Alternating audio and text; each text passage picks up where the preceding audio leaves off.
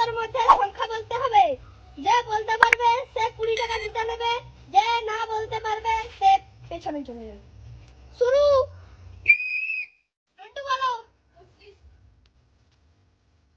হয়নি, পেছনে চলে যাও। হয়ে গেছে, তুমি ওখান থেকে 20 টাকা দিয়ে চলে যাও।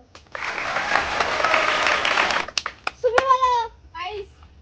হয়নি, পেছনে চলে যাও। 31। হয়নি, পেছনে চলে যাও। 18।